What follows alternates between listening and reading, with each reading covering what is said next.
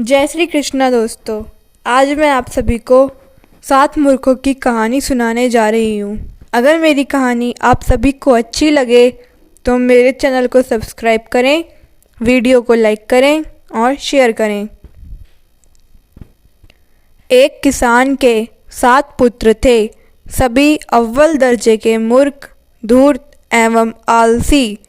कोई भी काम करके खुश नहीं होता। मेहनत करना उनकी आदत नहीं थी। सारा दिन बेकार घूमने फिरने में बिता देते थे।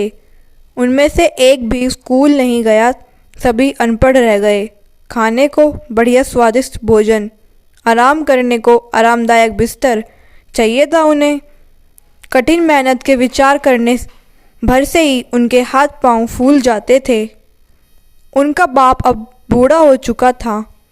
वह अब चलने फिरने से लाचार हो गया था। वह अगर आलसी मूर्ख बेटा को काम करने को कहता तो वह सभी बाप को ही हरी खोटी सुनाकर खामोश कर देते। किसान अपने नालायक मूर्ख बेटों के सामने बेबस हो जाता। सभी बेटे अपने से बड़ों की नेक सलाह नहीं मानते थे। किसान की पत्नी मर चुकी थी। बूढ़ा बड़ी कष्टदायक स्थिति से गुजर रहा था। एक बार उसके पड़ोस में किसी किसान के घर भैंस भी आई। उसने किसान के मूर्ख बेटों को बहुत सा दूध दिया ताकि वे खीर बनाकर खा सकें।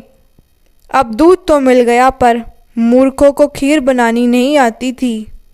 सभी नालायक बेटे बाप के पीछे पड़ गए कि खीर बना कर दो। किसान बीमार था, फिर भी पुत्रों का मन रखने के लिए लड़खड़ाते हुए उठा और खीर बनाकर बेटे को दे दी। सातों के सातों बेटे खीर खाने को बेताब थे। एक ने खीर चखी तो उसमें शक्कर नहीं थी। बड़े भाई ने छोटे से कहा, दुकान पर जाओ और एक आने की शक्कर ले आओ, तब तक खीर भी ठंडी हो जाएगी। जल्दी जाओ। छोटा वाला बितकर गरजा, मैं क्यों जाऊं? दूसरे को बोलो ना, मेरे से नहीं जाया जाता। उसने कोरा जवाब दिया तो उससे भी छोटे भाई से शक्कर लाने को कहा तो वह भी दहाड़ उठा, मेरे से नहीं जाया जाता दुकान पर, छोटे से कहो वह ले आएगा। शक्कर, मेरे तो पैरों में दर्द है, उसने भी स्पष्ट इनकार कर दिया। इस तरह सातों आलसी मूर्ख भाई एक दूसरे से शक्कर लाने को कहते रहे मगर दुकान पर एक भी नहीं गया। तब उन्होंने फैसला किया कि सारे भाई खामोश होकर बैठ जाते हैं। जो पहले बोल पड़ा वही शक्कर लेकर आएगा। इस तरह सारे भाई खामोश होकर बैठ गए। सामने बाप छोड़ती गर्मा गर्म खीर का पतीला रखा था। काफ़ी देर तक सभी चुपचाप बैठे रहे। उन्हें इंतज़ार था कि कौन गलती से बोले तो उसे शक्कर लाने को कहें। मगर सातों के सातों भाई अपनी धुन के पक्के थे। एक भी नहीं बोला। खीर ठंडी हो गई थी। रात के 2 पहर गुजरने को थे। सब एक दूसरे को देख रहे थे। किससे गलती हो और उसे दुकान पर भेजा जाए। काफ़ी समय गुजर गया। तभी घर का दरवाज़ा खुला देखकर 2 आवारा कुत्ते अंदर घुस आए। धीरे धीरे सहमे सहमे वे खीर पतीले के पास आ गए। किसी ने भी भगाया नहीं। कुत्ते ताज़ा खुशबूदार खीर देखकर अपने आप को रोक नहीं पाए। भूत बने साते भाइयों को नज़र भर देखा, फिर डरते हुए मुंह खीर के पतीले में डाल दिया। इतना सब होने के बाद भी कोई भी कुछ नहीं बोला। सभी पत्थर की मूर्तियां बने रहे।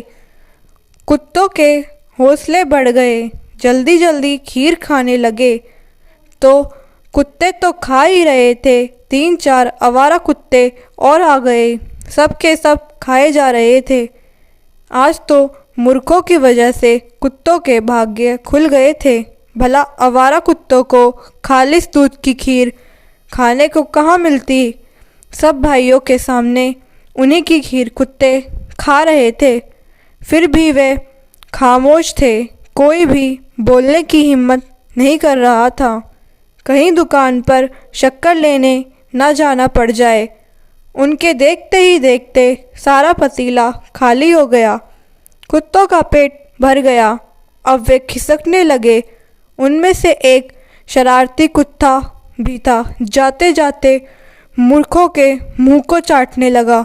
वह अनुमान लगाना चाहता था कि यह सातों भाई जिंदा हैं या पत्थर के बन गए हैं। उसने जैसे ही उनका मुंह चाटना आरंभ किया तो वह बड़ी जोर से चीखा। ऐसा करते हुए सभी कुत्ते भाग गए। बड़ा मूर्ख बोला, छोटा हार गया, छोटा हार गया, अब दुकान से जाकर शक्कर लाओ। बड़े भाई का कहना छोटे ने नहीं माना। उसके सामने खीर का पतीला पड़ा था और सभी उसे शक्कर लाने को मजबूर कर रहे थे। सातों भाइयों का विवाद सुनकर उनका बाप जाग गया। उसने जब सारी बात सुनी तो अपना सर ही पीट लिया, आगे बढ़ा और बड़े मूर्ख बेटे को जोर से थप्पड़ मारा। बड़ा बेटा थप्पड़ खाते ही गाल सहलाते हुए बाप को क्रोधित नज़रों से घूरने लगा। बाप ने गंभीरता भरे स्वर में पूछा, मैंने थप्पड़ तुम्हें क्यों मारा? बुरा सा मुंह बनाते हुए उसने जब जवाब दिया, मुझे क्या पता, थप्पड़ आपने मारा है, आपको पता होगा।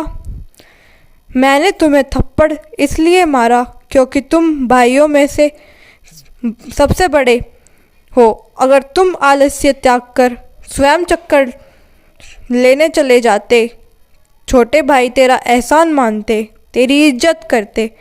तुम सारे भाई बड़े प्रेम मज़े से खीर खा रहे होते और खीर का भरा पतीला तुम्हारे सबके पेट में होता, मगर तुम्हारी मूर्खता और आलस्य की वजह से तुम्हारा भोजन कुत्ते खा गए।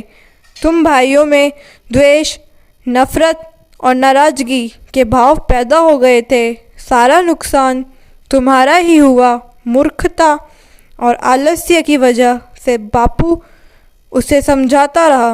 बाप के समझाने पर सभी को अपनी गलती का एहसास हुआ और उन्होंने भविष्य में सुधरने का निश्चय किया। तो दोस्तों, अगर आप सभी को मेरी कहानी अच्छी लगी तो मेरे चैनल को सब्सक्राइब करें, वीडियो को लाइक करें और शेयर करें। धन्यवाद।